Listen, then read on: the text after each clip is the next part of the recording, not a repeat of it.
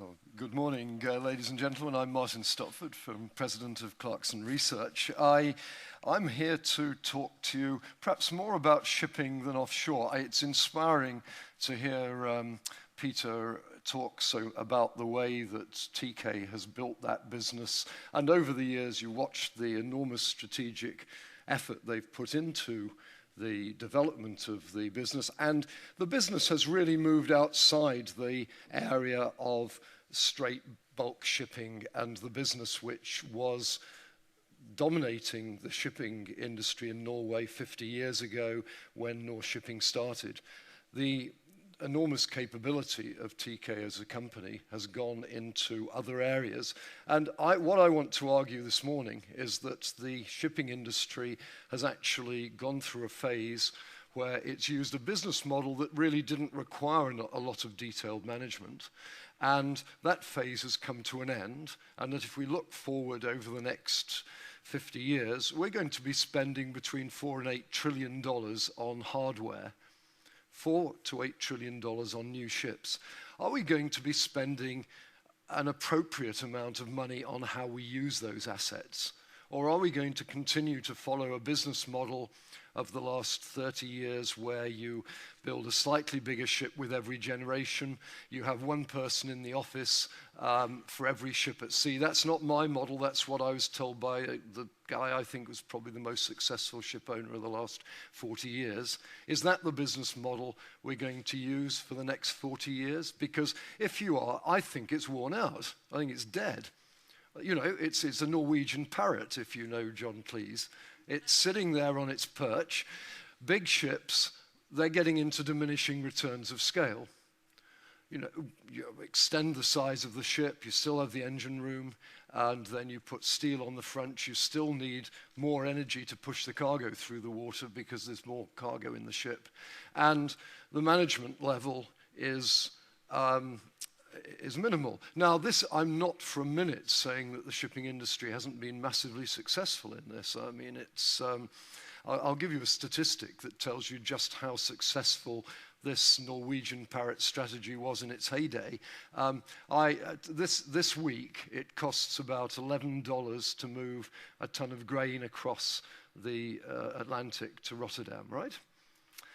In 1951, I looked up the statistic in Plateau Statistics, I'm happy to say, and it costs $11.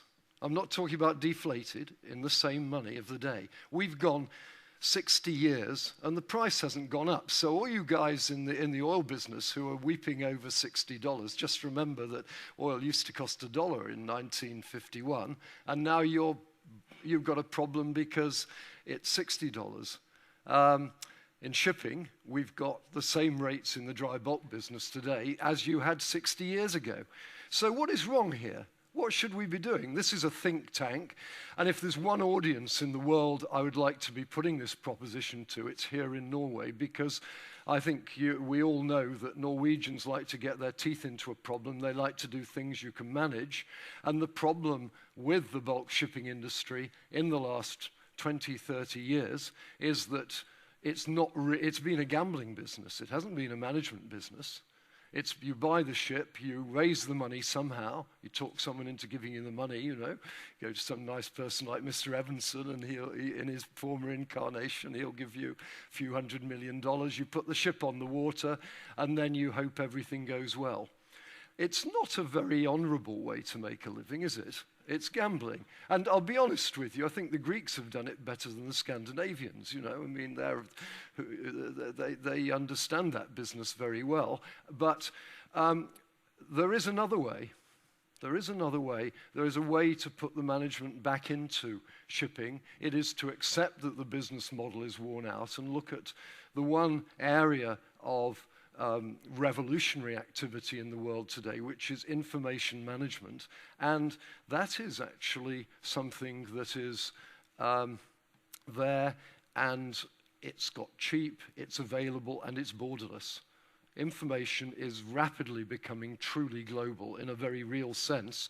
And what this has done is allowed a ship, made it possible to treat the management of a shipping fleet in the same way that BMW treats the management of a car factory. And if you look at the process of building motor cars, it is astonishing. It's not just about robots, it's about the use of robotics where it's appropriate, information management and material control where it's appropriate, people where it's appropriate. You see the people come and go in the factory as the car goes through the BMW factory. And there are really three big problems that we've got with perhaps four big problems with the business model today. The first is, as I mentioned, the technology is long in the tooth. The cupboard's empty. We've taken economies of scale to the extreme. We have a big problem with crew. I mean, shipping is not the place anywhere once anybody in serious management wants to go, going to see those four guys that really run the ship. I was talking to a ship manager on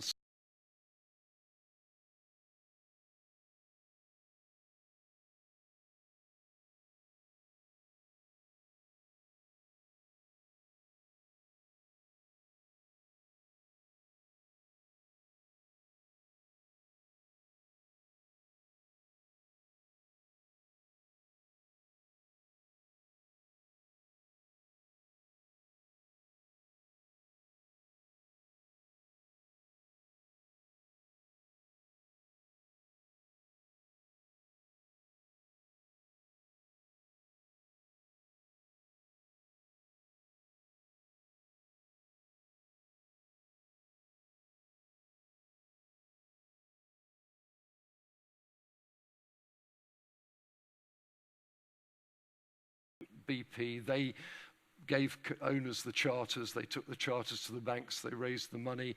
Those big ships were really pump primed by the cargo owners. Then the cargo owners disappeared, left it because they weren't in the gambling for ships business. They left the whole business to the shipping industry. And so those are the problems we face. What is the solution? Well, it's a management solution.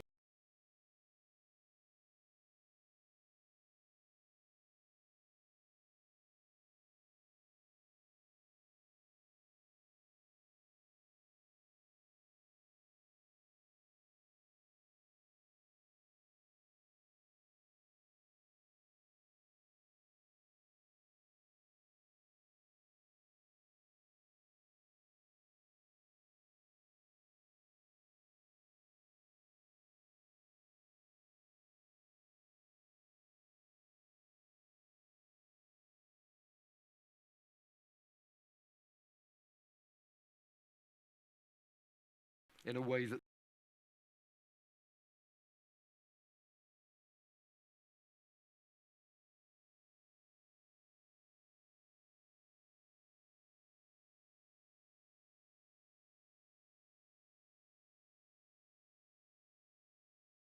paper quality systems won't work because you're getting an information flow digitally across the business. You've got teams of people monitoring that.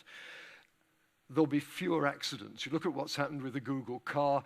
According to Morgan Stanley, 38% of the financial benefit of the Google car is fewer accidents because they're due to human error. The one thing everybody agrees with in shipping is that the incidents are due to human error. You don't put those in your P&L, but they are a real cost of the business.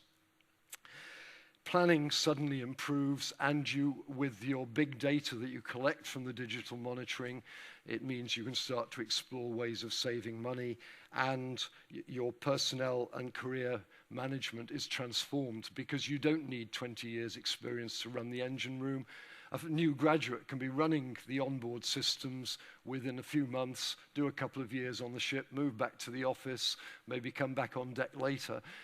Smart people don't really have to have that local knowledge because that's embedded in the ship systems.